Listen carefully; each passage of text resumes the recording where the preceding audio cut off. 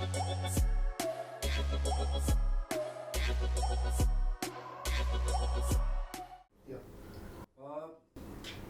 जी sir, पहले तो आपको सनफ्लावर की कामयाबी के लिए बहुत बहुत मुबारकबाद। धन्यवाद। क्या सुनील सर, आपने खुद ने उम्मीद की थी कि इतना, देखिए लोगों ने पसंद किया अलग बात हो जाती है, क्रिटिक ने बड़ा अप्रिशिएट किया आपके सनफ्लावर को, क्या कहना चाहेंगे? क्या उम्मीद थी कि क्रिटिक भी सराहेंगे इतना?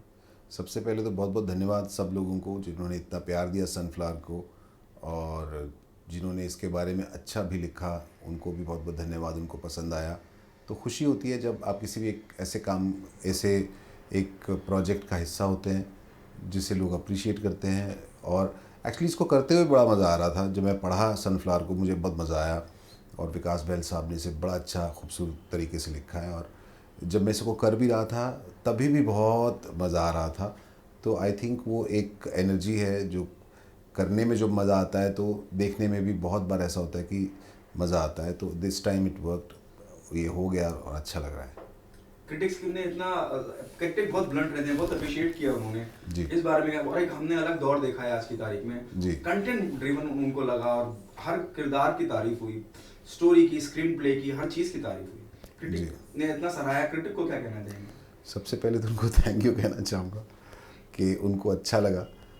हालांकि जल्दी जल्दी उनको चीज़ें पसंद नहीं आती हैं, पर ये अच्छा लगा तो मुझे खुशी हुई इस बात की। और एक्चुअली एक नई तरह का नैरेटिव है जिसमें मर्डर मिस्ट्री की जब हम बात करते हैं तो मर्डर मिस्ट्री में वो चीज़ें जो हमें आखिर में पता चलती हैं, ऐसी चीज़ें, तो वो चीज़ें तो हमें शुरुआत में ही पता थी। इसका नैरेटिव ऐसा है, तो उसके बाद थ्रिल क्रिएट करना, सस्पेंस क्रिएट करना, ये ऑडियंस के लिए एक देखने में मज़ेदार बात थी। और बात है जिन लोगों ने अभी तक नहीं देखा, मैं ज़्यादा नहीं रिवील कर रहा हूँ क्योंकि जिन लोगों ने नहीं देखा उनका मज़ा थोड़ा सा किरकिरा ना हो जाए। तो एक कहानी को कहने का जो तरीका था उसमें एक नयापन है जिसे पढ़ते हुए मुझे लग रहा था और करते हुए देखने के बाद बहुत लगा। और जिस तरह का बैकग्राउंड और जिस तरह की सिनेमाटोग्राफी है, सब चीज़ें, एक टीम का जो एफ़र्ट है और उस एफ़र्ट को लोगों ने अप्रिशिएट किया, तो बहुत अच्छी बात है। Sir, on what ground you zero down your films? किस बिना पे अपनी फिल्में चुनते हैं? या मैं तांडव से लेकर अब तक की बात करता हूँ जी।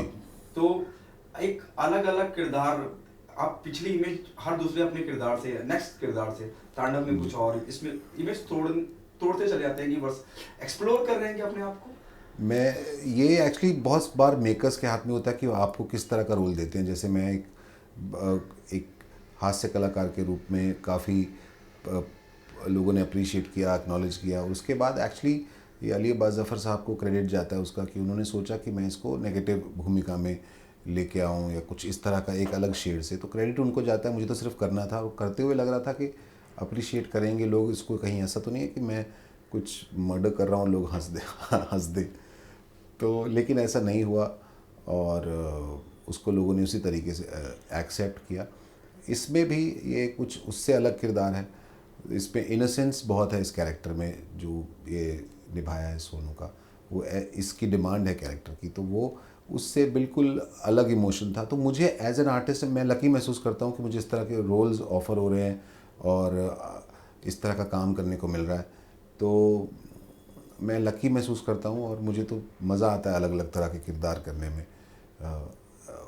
किसी और कैरेक्टर की साइकी में घुसने में मैं खुद अपने साथ कंफर्टेबल नहीं हूँ। मुझे अच्छा लगता है कि किसी दूसरे के माइंडसेट में घुस के उसकी लाइफ जिएं, उसकी लाइफ का एहसास लें। और ये एज एन एक्टर आपको एक ज़रिया, एक चैनल मिलता है जिसके थ्रू आप कर सकते हो, इसको फील कर सकते हो, इसको जी सकते हो, और मुझे बड़ा मज़ा आता है इसमें। आपने अब तक जितने भी किरदार निभाए हैं, आपका स्क्रीन स्पेस भी कितना भी रहा हो, लेकिन जो भी किरदार आपने निभाए हैं इसमें, आप अपनी मौजूदगी शिद्दत से दर्ज कराते हैं, भले से वहाँ कैनवस कितना बड़ा हो, आर्टिस्ट कितने बड़े हों। इस बात का क्रेडिट किसे देते हैं? और दूसरा, क्या आप मानते हैं कि सही टाइम पे, सही वक्त पे आप सही प्रोजेक्ट का हिस्सा बन जाते हैं? You are one of the fantastic actor we have in the industry. It get notice, मैं रिपीट कर रहा हूँ, पूरी दुनिया भर के सुपरस्टार्स हों, बड़े बड़े चेहरे हों, लेकिन आप अगर छोटी सी भी भूमिका में वहाँ हैं और आपका स्क्रीन स्पेस भी हो सकता है कम हो, लेकिन अपनी मौजूदगी दर्ज कराते हैं, लोग बात करते हैं उस किरदार के बारे में। उसके लिए मैं लकी महसूस करता हूँ। मुझे एक्चुअली जो किरदार दिया जाता है वो उससे मैं निभाता हूँ, और उसके बाद लोगों के हाथ में होता है कि वो उसे कितना पसंद करते हैं, और वो आपके एफ़र्ट को अगर एक्नॉलेज किया जाता है तो वो आप लकी हैं।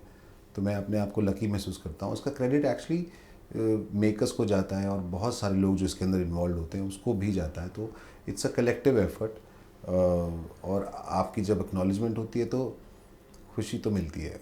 और बहुत बार ऐसा होता है कि जैसे आप स्क्रीन पे नज़र आ रहे हैं, लेकिन उसके पीछे बहुत से लोग होते हैं जिनका हाथ होता है आपकी परफॉर्मेंस में, चाहे वो मेकअप के लोग हों या कैमरा लोग हों, डायरेक्टर हों, राइटर हों, असिस्टेंट्स हों, असिस्टेंट डायरेक्टर्स हों। तो क्रू में कितने सारे लोग होते हैं जो नज़र नहीं आते हैं। काम सिर्फ आपका नज़र आता है, पर आपके काम को और अच्छा बनाने के लिए आप अपनी एक्टिंग कर रहे हैं, लेकिन अगर अंधेरा है, लाइट ही ठीक नहीं है, तो आपका काम कैसे नज़र आएगा। अगर आप के डायलॉग अच्छे नहीं हैं, आप डिलीवर कितना भी अच्छे से कर लो, लेकिन लाइन ही अच्छी नहीं लिखी हुई है, कहानी अच्छी नहीं है, तो फिर आप कुछ नहीं कर सकते। तो ये एक कलेक्टिव एफर्ट है जिसके अंदर मेरा काम एक्टिंग करने का और किरदार में विश्वास रख के उसको निभाने का है, और वो मैं करता हूँ। और लेकिन उसमें बहुत से लोगों का भी सहयोग होता है। Do you think sense of responsibility goes up, जिम्मेदारी बढ़ जाती है जब इस तरह का अप्रिशिएशन मिलता है, इस तरह से सराहा जाता है?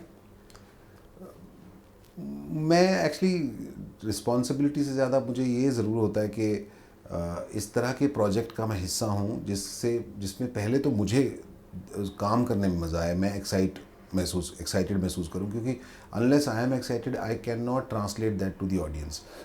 सो कोशिश ये होती है, लेकिन बहुत बार ऐसा होता है कि आपको उन्हीं में से चूज़ करना है जो आपको ऑफ़र किया जा रहा है, तो यहाँ पे वो लक फैक्टर सामने आ जाता है। लेकिन जो आप चुनते हैं और फिर उसको निभाते हैं, उसमें मज़ा आता है, तो उसकी पॉसिबिलिटी थोड़ी सी ज़्यादा होती है कि शायद वो ऑडियंस से के साथ वर्क कर जाए। और अनफॉर्चुनेटली कई प्रोजेक्ट ऐसे होते हैं जो नहीं भी वर्क करते, पर आप चूँकि आपने प्रोसेस एंजॉय किया तो आपको लगता है कोई बात नहीं, कुछ और ट्राई करते हैं। लेकिन ये मैंने कम से कम जब तक मैं शूटिंग कर रहा था, जब तक हम इसको निभा रहे थे, इस प्रोसेस को इसका मज़ा लिया, और ये एक इम्पॉर्टेंट बात हो जाती है एक पॉइंट के बाद। क्या सनफ्लावर का सीक्वल भी होगा? आई होप होना चाहिए। मुझे जैसे इन्फॉर्मेशन आती है मैं आपसे शेयर करता हूँ।